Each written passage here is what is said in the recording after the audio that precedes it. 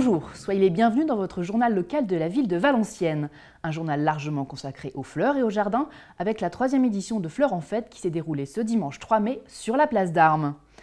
La météo n'a pas été très tendre avec cette 3e édition de Fleurs en Fête.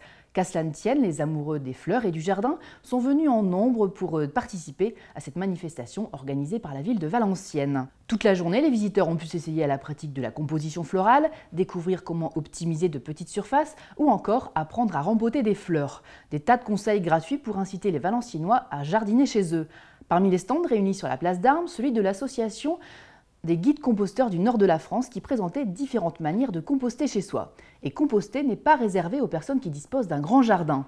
Même en appartement, il est possible de réaliser un compost au travers d'un vermicomposteur. Un composteur taille réduite qui peut être fait maison par une succession de bacs percés qui permettent au verre de décomposer les déchets organiques de cuisine. Ce vermicomposteur permet d'obtenir un engrais naturel, solide, le compost, et un engrais naturel liquide appelé le percola. Les explications de Philippe Merlin, président de l'association des guides composteurs du nord de la France. C'est un engrais naturel qui va porter tous les éléments nutritifs au niveau des plantes. Donc c'est un engrais qui est complètement gratuit, on peut dire engrais mais c'est d'origine naturelle, ce qui permettra d'avoir une culture naturelle au niveau des plantes sans ajout chimique. Et aussi c'est une valorisation du compost et en même temps du percola. Tout en sachant que le vermicompost est beaucoup plus riche qu'un compost végétal classique. Parce que là, en fait, entre guillemets, ce sont les excréments des vers de compost. Donc beaucoup plus riche au niveau matière nutritive. Donc celui-là, on peut l'utiliser en surfaçage dans les plantes. C'est-à-dire on griffe un peu la terre dans nos plantes d'appartement et on va venir mettre le vermicompost en place. Par simple effet d'arrosage, il va ensuite se disséminer au niveau de la motte pour ensuite nourrir les plantes, tout simplement. Ce qui évitera l'utilisation d'engrais extérieurs. Donc généralement, les personnes qui compostent en fait, recyclent tout ce qui est produit chez eux directement. Facile à mettre en œuvre chez soi, le compostage permet de réduire en moyenne de 30% le poids d'une poubelle domestique. Un double effet pour la planète donc. Au-delà d'inciter les particuliers à jardiner, cette 3e édition de Fleurs en Fête visait aussi à valoriser l'étendue des missions remplies par le service municipal chargé des espaces verts. Et le jardin éphémère, créé sur la place d'Armes, a su impressionner les visiteurs. Pourtant, le concepteur n'a pas voulu user de plantes impressionnantes et sensationnelles pour faire rêver. On écoute Philippe Delécluse, agent de maîtrise principal et concepteur de ce jardin éphémère sur le thème du Japon.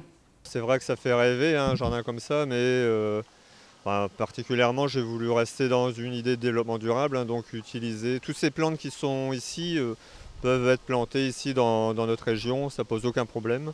C'est toutes des plantes qui résistent au froid. Donc, tout en jouant un petit peu sur les feuillages, sur les paillages, vous pouvez déjà réaliser quelque chose de joli. Ce jardin zen de 400 mètres carrés restera sur la place d'Armes pendant 3 semaines encore.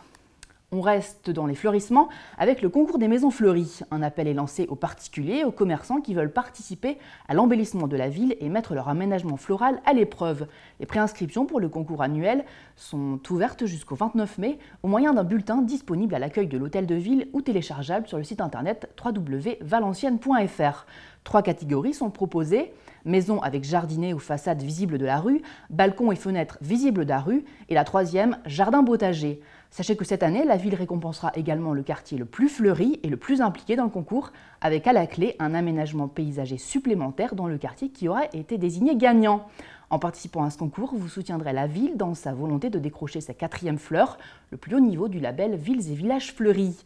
Pour plus de renseignements sur le concours des maisons fleuries, contactez le 03 27 22 43 89. Et puis, comme chaque semaine, voici quelques informations sur les événements qui vont marquer les prochains jours. Ce vendredi 8 mai d'abord, on commémore le 70e anniversaire de la libération de la France et de la victoire du 8 mai 1945. Les cérémonies débuteront à 10 h avec un dépôt de gerbes au monument britannique du cimetière Saint-Roch, suivi du dévoilement du monument des Valenciennois. Des dépôts de gerbes auront également lieu au monument des Douanes, à la stèle Saint-Va, avenue des Androuins, et à la maison natale de Marin-la-Mêlée, rue des Anges. À 11 h, le défilé se dirigera vers la place d'Armes, où l'exposition en mémoire de Marin-la-Mêlée sera inaugurée à 11 h 30. Tous les Valenciennois, jeunes et moins jeunes, sont invités à participer à ces cérémonies commémoratives. Mardi 12 mai, le rallye des véhicules électriques à travers l'Europe fera étape à Valenciennes. Un rallye de plus de 4200 km sur 9 jours qui vise à démontrer la possibilité de réaliser un tour d'Europe sans polluer. Les participants seront accueillis sur la place d'Armes au matin du 12 mai et ils rechargeront leur batterie avant de reprendre la route. Pour vos enfants, l'exposition Ça me regarde sera visible à la bibliothèque à partir de ce mardi 12 mai et jusqu'au 20 juin. Les enfants pourront y explorer le thème de l'identité à travers d'une programmation de rencontres, de lectures, d'ateliers, d'expositions, de projections et de spectacles. Des animations pour les tout-petits seront également prévues. Pour plus de renseignements, contactez le 03 27 22 57 00. Pour les seniors maintenant, sachez que le prochain thé dansant de la ville aura lieu le dimanche 17 mai. Gratuit pour tous les 60 ans et plus, domiciliés à Valenciennes, ce deuxième thé dansant de l'année se déroule salle des Tertiales. Des navettes seront mises à disposition des personnes inscrites. Pour vous inscrire justement, vous devez vous rendre à la conciergerie senior installée au rez-de-chaussée de l'hôtel de ville. Pour plus d'informations, vous pouvez contacter le 03 27 22 46 66. Attention, l'inscription est obligatoire. Et pour terminer, sachez que la fête des voisins aura lieu cette année le vendredi 29 mai. Alors si vous souhaitez organiser une fête dans votre quartier ou même dans votre immeuble, vous avez jusqu'au 19 mai pour solliciter une aide logistique de la ville. Pour tout renseignement, contactez le 03 27 22 57 16. Voilà, c'est la fin de cette édition. Merci de l'avoir suivi et rendez-vous la semaine prochaine pour de nouvelles informations sur la ville de Valenciennes.